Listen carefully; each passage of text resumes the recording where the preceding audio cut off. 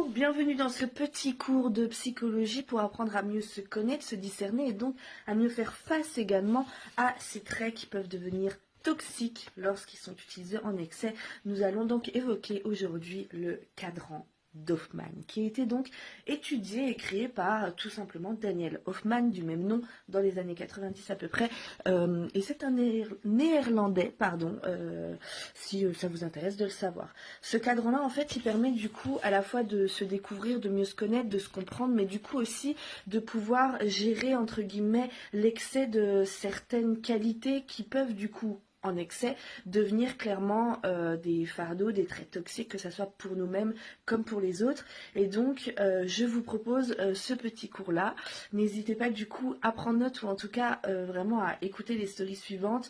Je trouve que la plus grande richesse qu'on peut avoir, c'est de s'étudier soi-même pour devenir la meilleure personne qu'on pourrait être.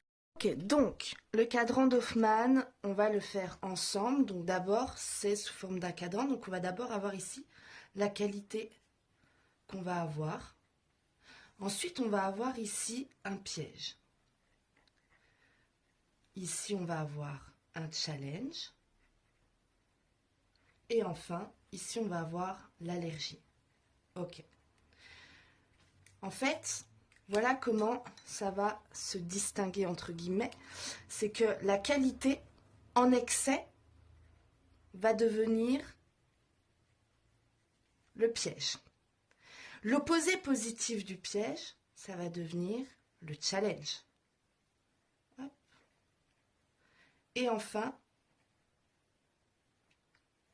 hop, j'écris pas très bien, désolé. L'excès de ce challenge, c'est-à-dire de cet objectif au final, ça va être l'allergie. Donc je disais, le challenge en excès, ça va être donc l'allergie, c'est-à-dire totalement l'inverse.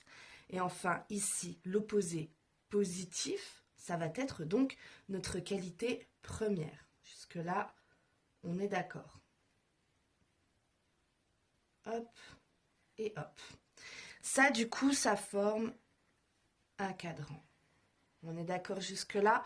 Maintenant, on va le mettre du coup en pratique avec ce que j'ai parlé moi par rapport à moi personnellement et donc au badminton.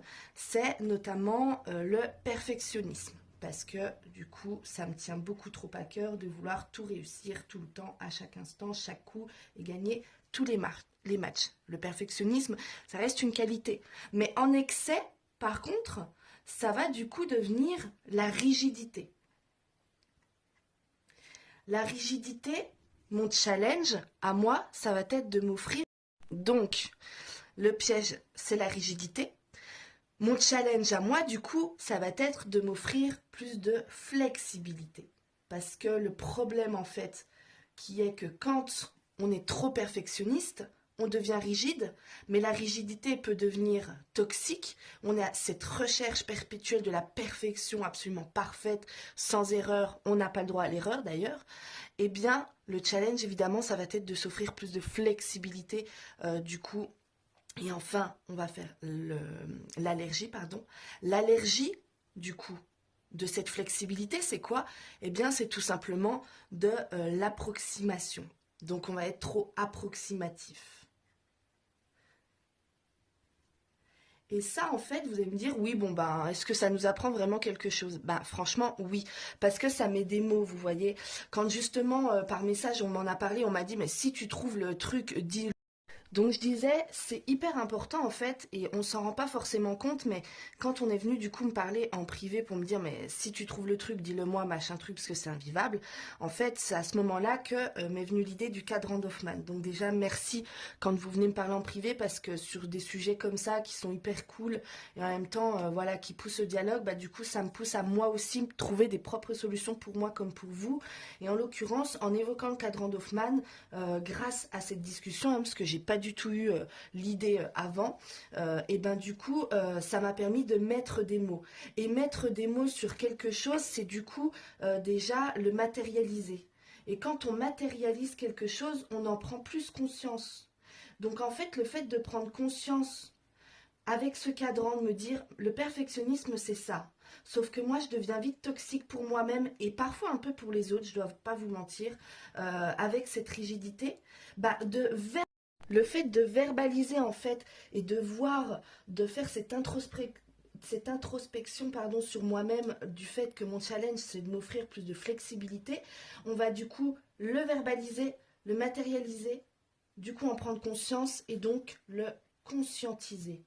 Et ça, je peux vous dire que hier soir, ça m'a fait beaucoup de bien parce que hier soir, du coup, j'ai eu ma séance de badminton et en l'occurrence, je me suis dit, il faut déjà que je joue mieux, oui, mais il faut aussi que je m'offre plus de flexibilité, sans passer par la case rigidité.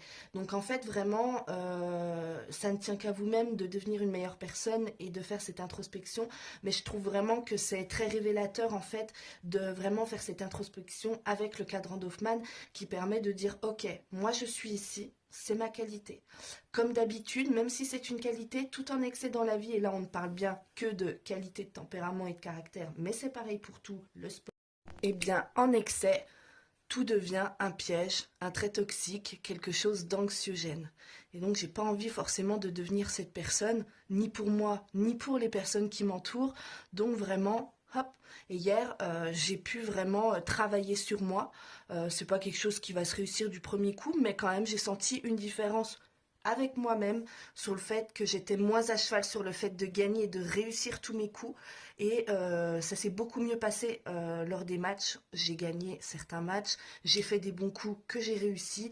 Et ça, c'est grave cool. Donc, n'hésitez pas vraiment à vous servir du cadran d'Hoffman et du coup à faire cette introspection dès que vous sentez qu'il y a une qualité qui peut se transformer en piège. Pensez-y. Faites ça, marquez-le sur un papier et faites votre conclusion pour le conscientiser. Et donc, maintenant que j'ai un mot sur ce que j'ai besoin de faire pour arriver à une qualité sans que ça devienne un piège, eh bien, ça me permet du coup de mieux...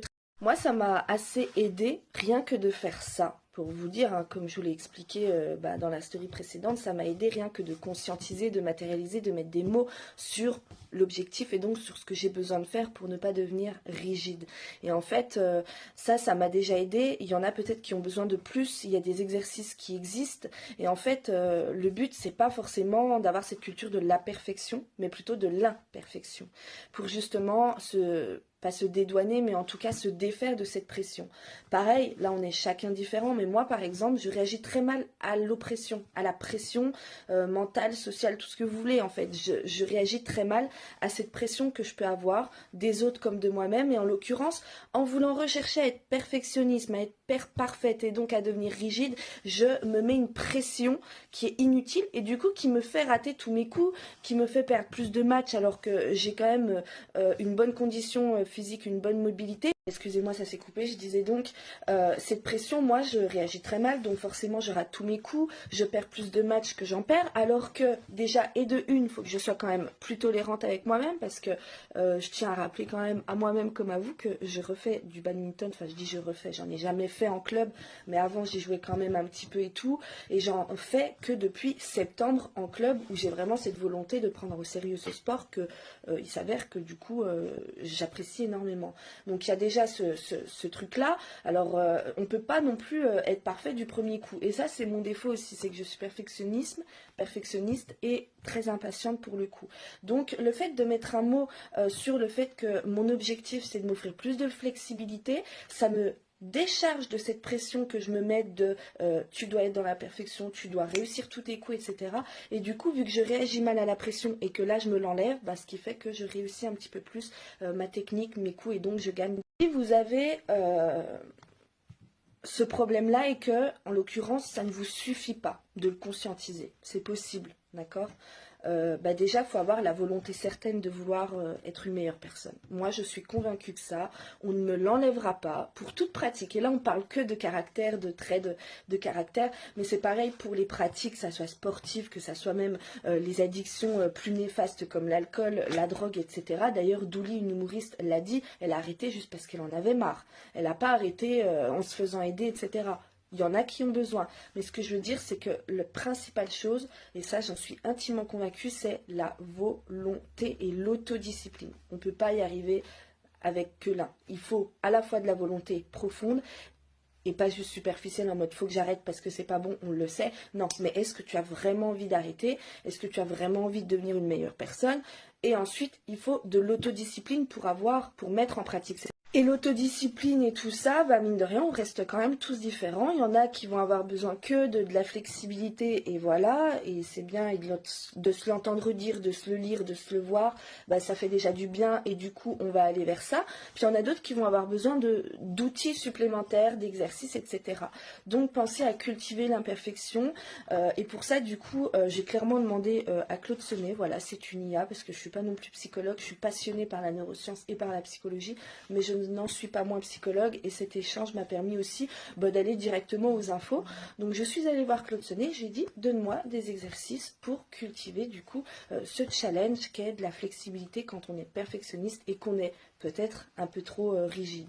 Et en l'occurrence, il y a un ou deux exercices que j'ai beaucoup aimé. Le premier, c'est de se donner une tâche simple et de se donner un timing précis, 15 minutes. Et peu importe si dans les 15 minutes, il est assez bien ou pas, on ne touche plus à cette. Deuxième exercice que j'aime bien aussi et qui a été donc toujours proposé par cette IA qui est Claude Sonnet et qui est un petit peu plus performante que ChatGPT selon moi, c'est l'exercice en fait où vous allez prendre une feuille et vous allez volontairement faire de l'imperfection, c'est-à-dire vous allez volontairement faire quelque chose qui n'est pas aussi précis que vous le voulez, qui n'est pas aussi parfait que vous le voyez, mais vous allez le garder et l'afficher pour pouvoir garder cette culture de l'imperfection et apprendre à vivre avec cette imperfection. Tout simplement. Ces deux exercices qui, moi, me semblent très pertinents. Donc voilà, il y en a plus aussi. Hein. Moi, j'en ai donné plus du coup par message privé. Je pourrais vous les donner aussi. Mais voilà un petit peu pour tout ce qui est du cadran d'Hoffmann. J'espère que ces stories vous auront été utiles. N'hésitez pas à dialoguer, à débattre avec moi, à poser peut-être des questions. J'adore ça, l'enrichissement et l'échange humain, c'est ce que je préfère dans la vie. Donc n'hésitez pas à venir me parler un petit peu. Vous l'aurez compris, à la base c'est une story que j'avais publiée sur mon Instagram Elevate Dijon et je vous remercie énormément pour votre écoute. J'espère que cette vidéo vous aura plu. Ça me semblait assez pertinent de pouvoir en faire une vidéo fixe qui reste dans le temps et que je vous propose donc sur ma chaîne YouTube afin que tout le monde puisse en bénéficier. Pouvoir s'élever soi-même, c'est vraiment le quête d'une vie. Donc j'espère que ça vous aura semblé tout aussi pertinent que ça a pu l'être pour moi, autant de savoir ça et de le conscientiser pour moi personnellement. Évidemment, tout ça marche avec tous les traits de caractère. N'hésitez pas à le faire chez vous et à l'adapter avec votre problématique, votre caractère, vos qualités et à chercher vos pièges, vos challenges et vos allergies. À bientôt, prenez soin de vous, c'était Luna.